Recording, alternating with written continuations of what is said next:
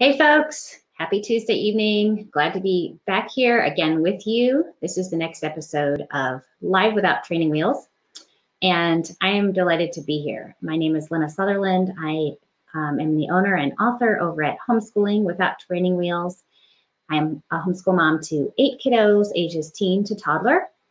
And tonight we are going to talk about something very relevant to the holiday season. I've titled this episode 3 gifts that you can give your children. Now, I'm sure that you guys are already totally on it when it comes to stocking up on holiday gifts of all kinds, physical gifts and stocking stuffers and maybe memberships to things and other experience type gifts. And those are awesome. But I want to talk about something slightly different tonight. And I will get to that in just a moment.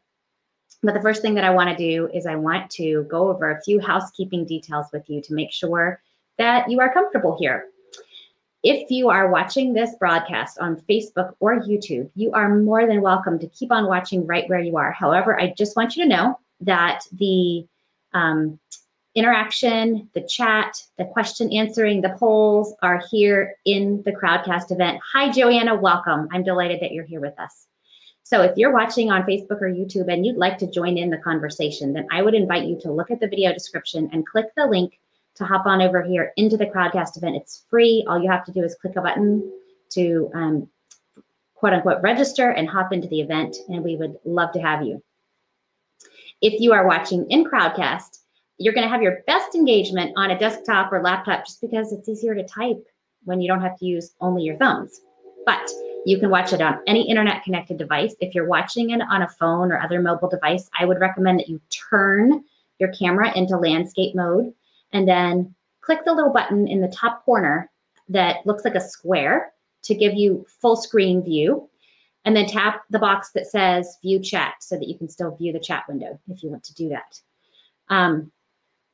Also, the cool thing about Crowdcast, many cool things about Crowdcast, but one of them is that there's a link at the bottom for asking a question. So at any time as I'm chatting or as we're discussing things this evening, you can click the ask a question button right down there below my face, and you can pop in your question. And when we get to the Q&A session at the end, I'll just start from the top and go down.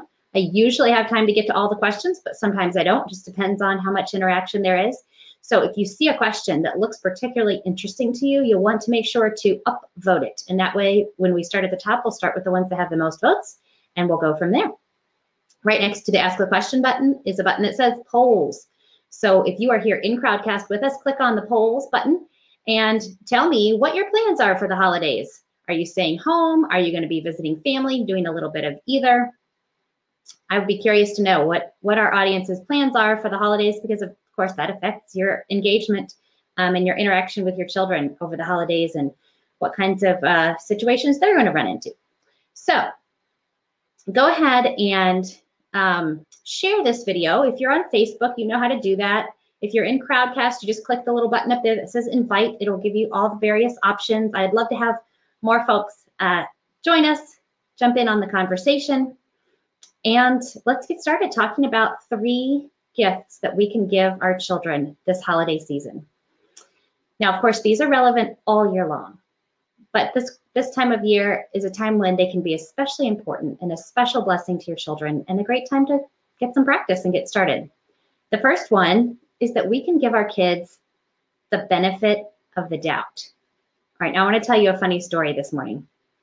I was reading through my Facebook feed, and a friend of mine shared something funny that her daughter had done. Her daughter is now a college student, high school graduate, college student. But when she was little, she had a question on her math that said something like, illustrate the math equation 3 times 4 equals 12. And so her daughter had drawn the number 3 and 4 and the equal sign and the numbers 1 and 2 for 12, and she'd given them faces and they were waving. And so she had illustrated the equation 3 times 4 equals 12. Now, probably what the math book intended her to do was to draw little circles in 3 rows of 4 or 4 rows of 3, or to draw, 3 groups of 4 somethings or 4 groups of 3 somethings. But it was funny because she did what she honestly thought she was supposed to do, but it wasn't what she was supposed to do at all. And so sometimes this happens with children. We look at something, we think this is perfectly obvious. I've told you exactly what I want you to do. And then we realize that, they didn't really understand. We thought they understood. It was not a disobedience. It was just simply a misunderstanding. So give them the benefit of the doubt. We've talked before here about how challenging it can be to distinguish when you're dealing with a skill issue and when you're dealing with a character issue. Is this they just didn't understand or they don't have the skills? Or is this, they're being difficult or they don't want to do what we've asked them to do? So give them the benefit of the doubt, because if it's really a character issue, if there's really some problem here about obedience or listening or following directions, then believe me, you will have other opportunities to observe it. You'll have opportunities to observe it at other times or in other areas of life. And then you'll be able to test and see whether this is something that's truly characteristic of them, or if it might have just been related to that particular situation or that particular request. Oh, Gussie, I see that you said Crowdcast won't load. I'm sorry. If you're trying to hop over to the Crowdcast event and it's not loading, I apologize. Keep trying. 1 Corinthians 13 is what we call the love chapter. It's the chapter that says love is patient, love is kind.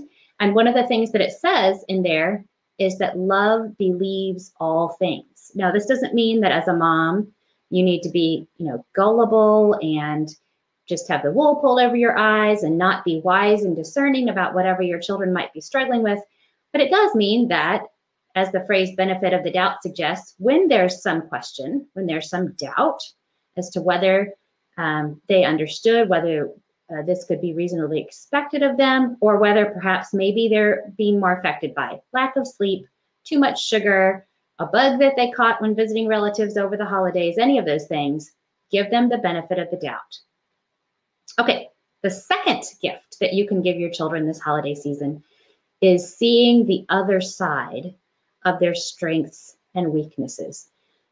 Children over the holiday season have a lot more time to interact with each other often, because whether they're public schooled or homeschooled, oftentimes the regular school schedule is not in session or scaled back some.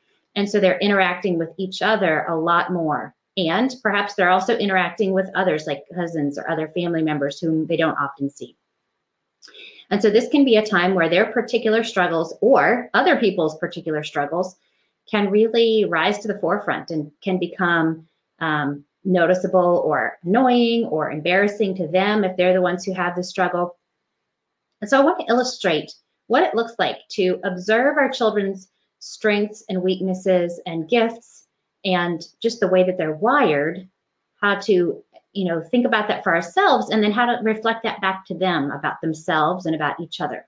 So, for example, in our home, I feel like we have two types of children. We have one set of children who are prone to, major meltdowns or getting very angry and just having a really hard time when things don't go their way. And then we have another group of children who is easily distractible. They might be pretty pokey to get things done, get off track easily. Okay, now that's kind of the downside to their personalities. However, I read something that I thought this was such a great way to say it. An author named Rachel Jankovic, who's written Loving the Little Years and Fit to Burst, and I've linked to those in the show notes below in case you're interested. She says that every vice has a virtue, has a vice. And I've really found that to be true in our home, that every struggle that our children might have, every character trait that might seem difficult or problematic, there is almost always a flip side to it that's actually a benefit or a strength. So for example, let me show you how that plays out in these two personality types in our home. So the children who might be a little bit more prone to have meltdowns or to get frustrated when things don't go their way or to be angry when their plans don't work out, those are my children who are dreamers and planners and visionary and very driven and diligent. And, they wake up in the morning with big ideas about the things that they are going to accomplish. And so they start knocking out those tasks really quick, and they start moving from thing to thing because they have stuff that they want to do, right? So on the one hand, they do have a hard time, with a struggling through the change in plans or through, not getting their way or something coming up that they didn't count on or that's preventing them from doing what they planned to do. That's a struggle. The strength is that they are determined. They are go-getters. They're actively seeking out certain goals or certain plans that they have in mind. And that's a real strength. That passion, that drive isn't something that we would want to squash, right? And then my other group of kiddos who, they, might say they're pokey, they take forever to get things done, they dilly-dally, they get off track. Well, these are my laid back, flexible, easily adaptable kiddos. They're the ones who, they wake up in the morning, they're happy to be here. If things work out this way, that's fine. If they change and they go a different direction, well, it's fine too. Either way is okay. So, they might seem maybe lazy or unmotivated or distractible, but they're also very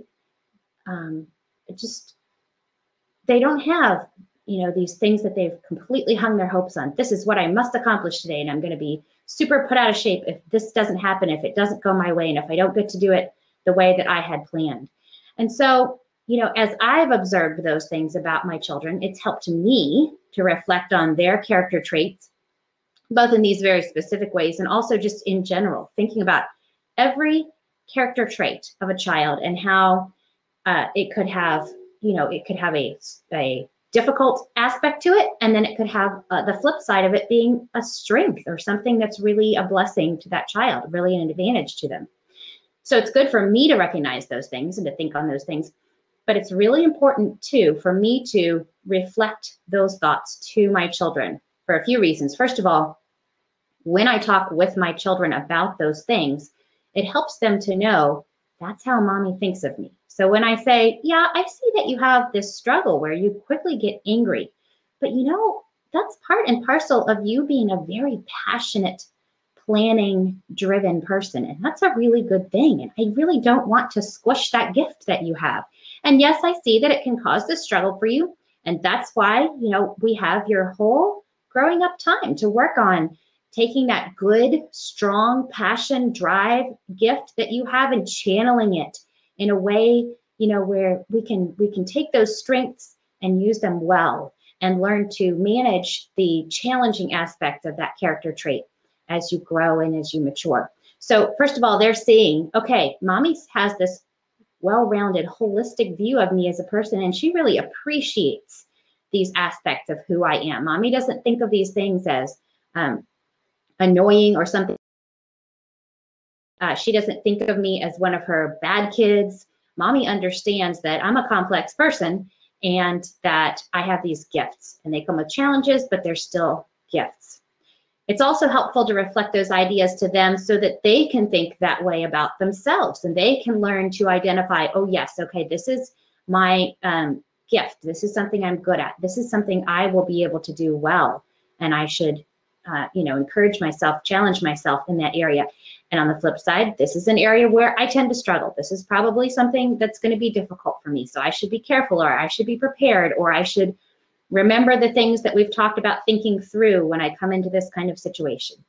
And then I think something that we often don't do, I think moms are pretty good about thinking about their children and their gifts and their strengths and talking to their children about that.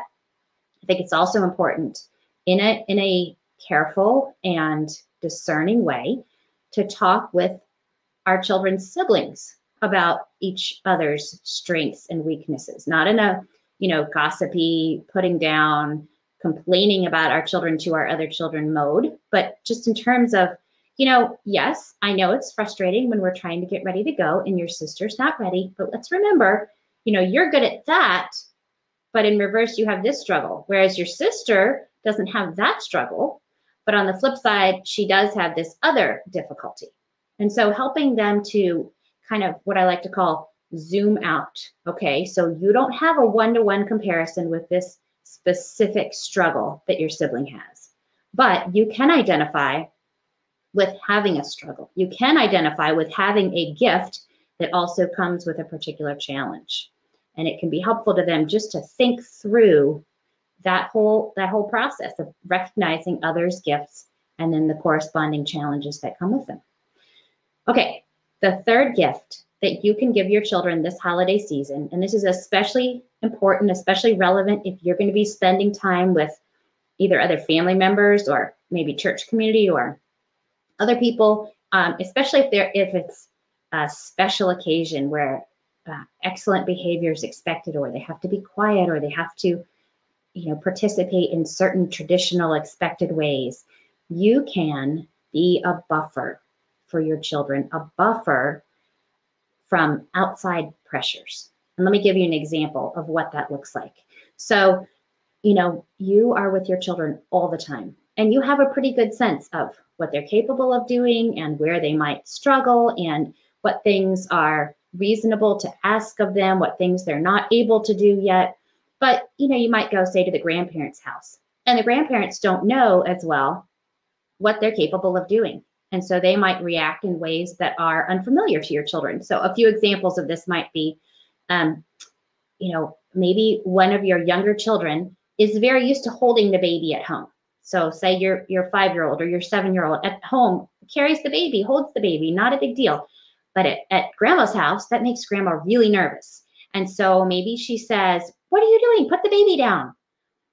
So the temptation as a mom is to download that pressure, that criticism onto our children, right? So maybe our children are doing something, going back to number one, maybe our children are doing something that they don't see as wrong. So for example, carrying the baby around just like they would do at home. They never thought about this as wrong. Or maybe they run outside without a coat on, and that's really upsetting to, your father-in-law. Or maybe, they stand on a chair, which is something they do all the time at your house to get something, but that's not okay at grandma's house. So they're doing something, and maybe they're being scolded for it as if they've done something wrong.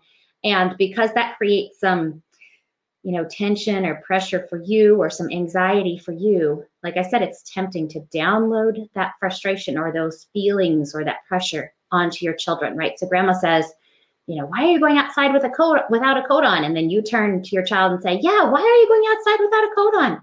And your child then, as a child is directly fielding all this intense pressure or criticism, and they don't have the emotional capacity and maturity to process it like you do, like an adult. So you can be a buffer for your child. Now, that doesn't mean that we just teach our children to disregard other people's opinions, or that we talk bad about grandma behind her back. "Oh, she's so mean and rude. I can't believe she said that to you. What an awful person." But you can help your child to understand. For example, the child who's holding the baby. I know that you are really good at holding the baby, and I'm not worried about you at all. But grandma doesn't often see you with the baby. She doesn't know how careful and gentle you can be with the baby. And so you haven't done anything wrong. You're doing a fantastic job. I'm not upset with you, and you shouldn't be upset with yourself because you haven't done anything wrong. But as a way to love grandma and help her not to feel nervous during the holiday gathering, I think we'd better have somebody else hold the baby for now. Not because you can't do it, but just because it will be a way to love grandma and help her feel more comfortable in this situation. And so not only are we managing that particular situation, but we are modeling how to process that kind of criticism that comes from somebody who doesn't know us as intimately. So we're processing in front of our children, on behalf of our children, and for their example. We can take this criticism, we can process it and say, "Well, it's not founded. I didn't do anything wrong. I don't need to feel guilty or ashamed, but I can do something in this particular circumstance to show love to someone else without needing to admit blame or wrongdoing."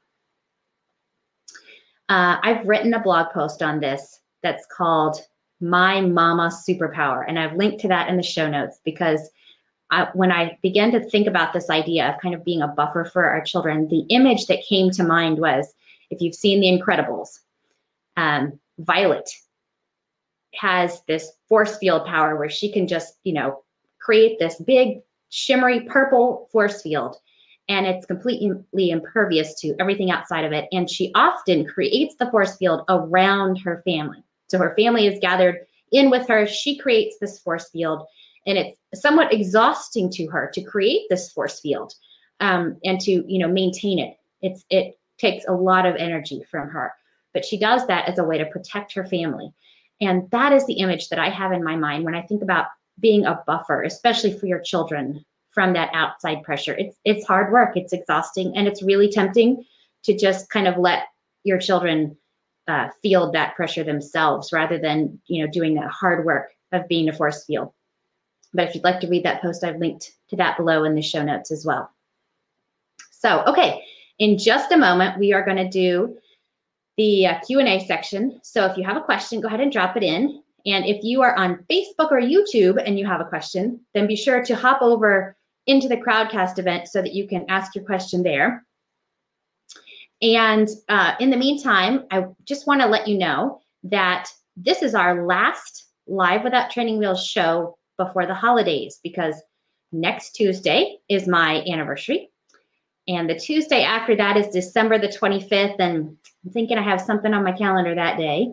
And the Tuesday after that is January the 1st. So we will take a nice little 3-week break, at the end of which time we will come back. And let me tell you what we've got planned for January.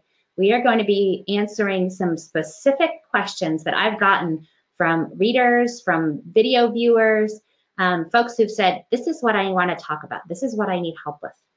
So on January the 8th, we're going to talk about when grace meets discipline. And then on January the whatever 7 + 8 is, the 15th, I guess, we're going to talk about lying and what to do about it. And then on the 22nd, we're going to talk about, does shame have a place in parenting? So summary version, discipline, lying, and shame.